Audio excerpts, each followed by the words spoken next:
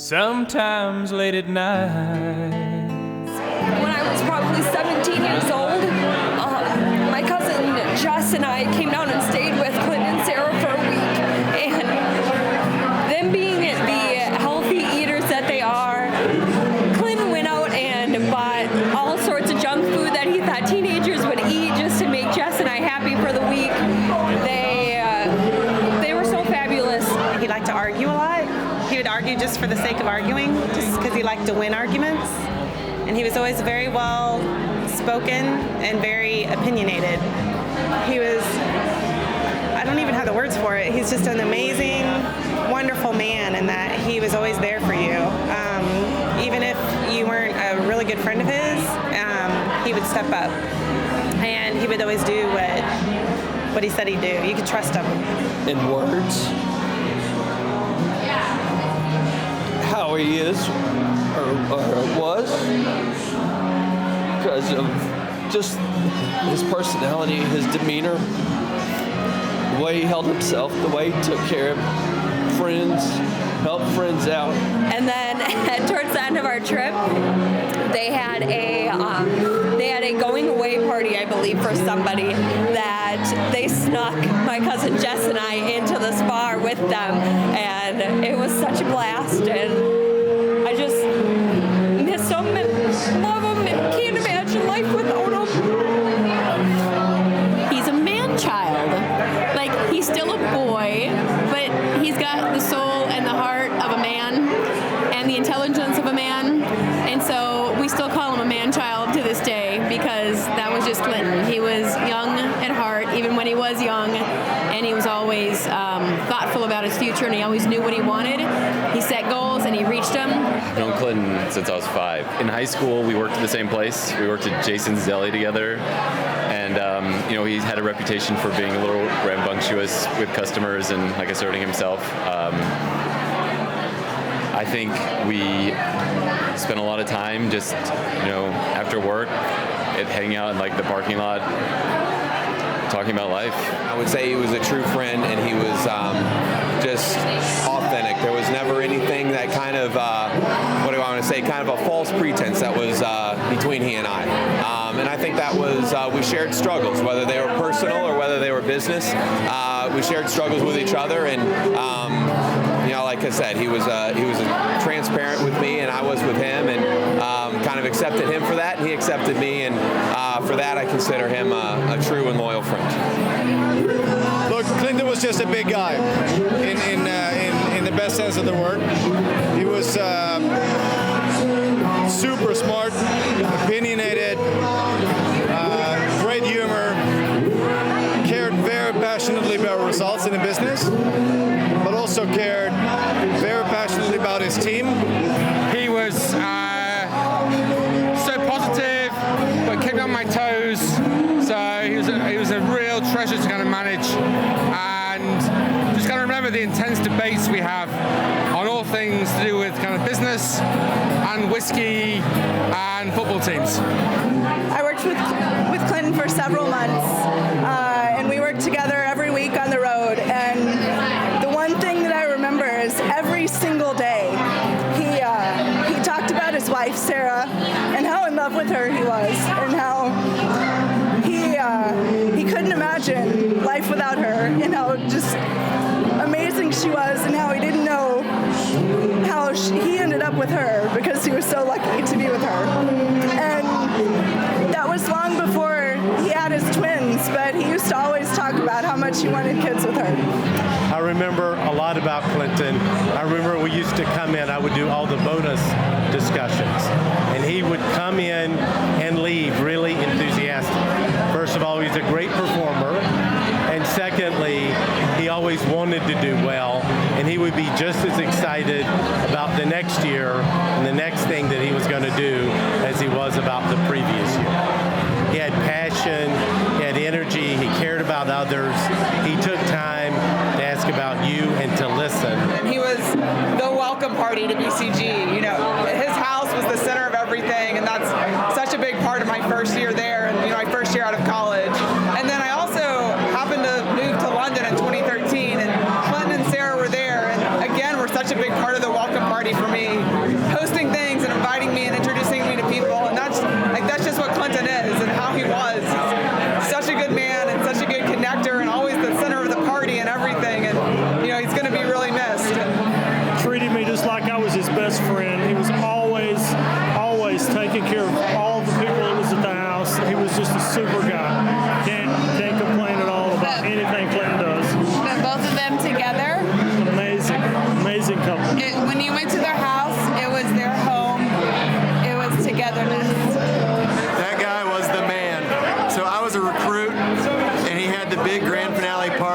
house, and without adding too many details, I had a nice 2-year relationship start because he was hosting a party at his house.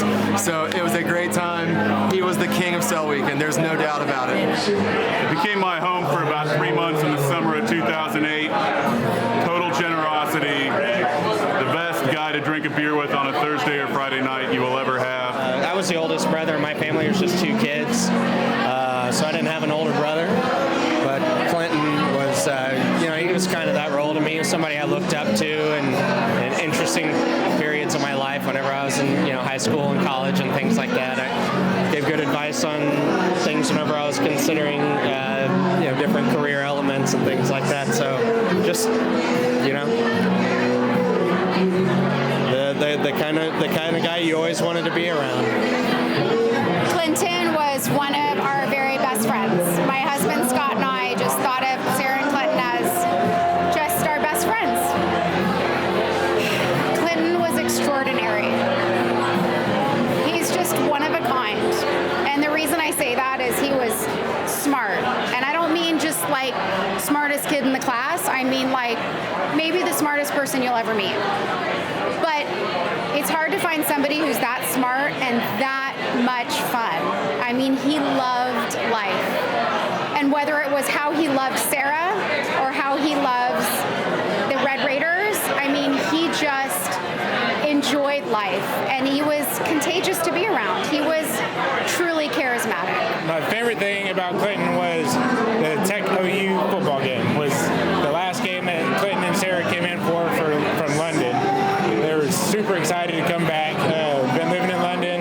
Had Blake and Maddie, who were 5 months old at the time. So this is their first outing back in Lubbock. And after the game was over, Clinton came to our tailgate, and we stayed till Sarah had to come and physically remove him from the tailgate. All other cars had left from the parking lot. It was just Clinton and the Rossos having a blast, and that was just classic.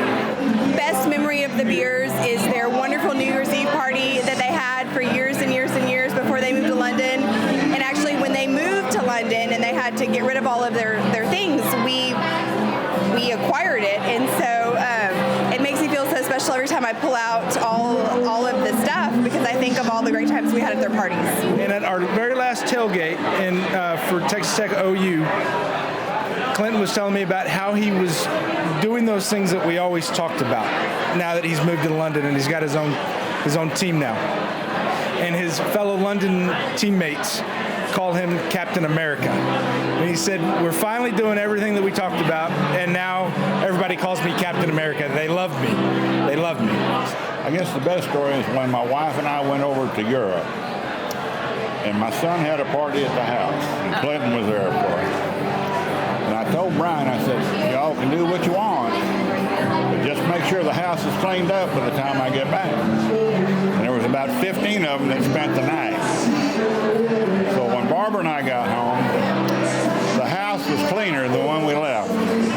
So I know they had a good time at the party. Maddie and Blake, just know your dad, loved you. I'm a father. I never knew Bill as a dad, knew him as a friend, so that was very awesome. But from the stories that I heard, I can tell that he loves you just as much as I love my children. So never forget that your dad loved you very much. And he struggled in his career for a long time about like, what do I want to do? And he always loved Sarah, and so he's super happy with his marriage, but always struggled. And then I remember we took a trip to Spain, to Pamplona for running of the bulls. And at that point, he knew he was going to be a father. They were really trying and everything, and he was like, this is what I want to do.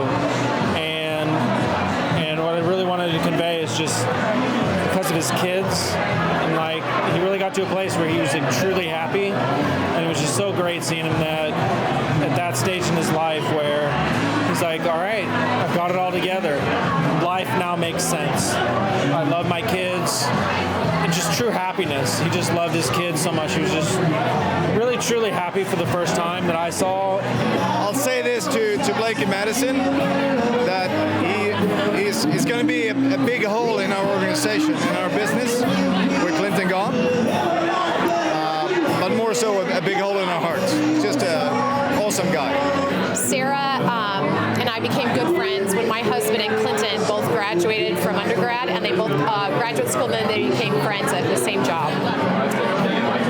The last time I saw your dad was about a week before he had his accident, and we were having dinner with him, and your mom was bathing Blake, and he was just looking at you, Madison, and he was just smiling, and we asked him, how is it being a dad, Clinton? And he said, it's a lot of work, but this little girl, man, she has me wrapped around her pinky. And my husband asked your daddy, he said, Clinton, what are you going to do in 16 years from now? And he goes, I don't know. I'm going to have to be fighting them off. So Madison, what I want you to know is that you are very loved.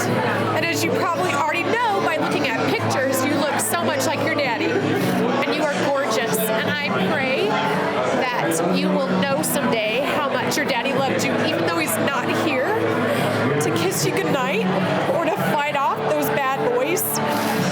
He loves you. And we're going to be here to tell you that. So I just want you to know that. And whatever Sarah needs, that's it. It's done. It's already written in stone that Blake and Madison are going to be well taken care of, and Clinton made sure of that. So Blake and Madison, the best thing I can say about your daddy is the man was prepared. He was a really nice guy. He would have had a great father. Very smart, very loving, very strong, and we all love him. So Maddie needs to know that the entire time Clinton was just talking about Maddie, how he's wrapped around her finger, how much he loves Maddie, and how awesome it was to have Maddie. And Blake, I'll come bail you out of jail when you grow up. Call me, I'll be there. Call Chip, I'll be there. You have plenty of guys to lean on, and we'll be here for you. That they were very excited to have him, that they had tried for so long, and they finally had him, and he was thrilled to have both a boy and a girl in his life. You know, he had that reputation for being kind of a jerk, but, you know, at times, like, he really asserts himself, but he was the nicest person in the world, right? He just didn't really put up with things that he disagreed with. But when it came down to it, like, if you were his friend, that's all that mattered to him. So, I mean, he's a great guy. Sarah kept calling him saying, we gotta go, but he was at our tailgate, right? So Lindsay Duty is pregnant with Brent and Lindsay's first child. Clinton kept looking at his phone and putting it back in his pocket and saying, I'm in trouble, but that's okay. I'm drinking beers with the Brassos in Lubbock, and I don't want to go home. I don't want to go anywhere.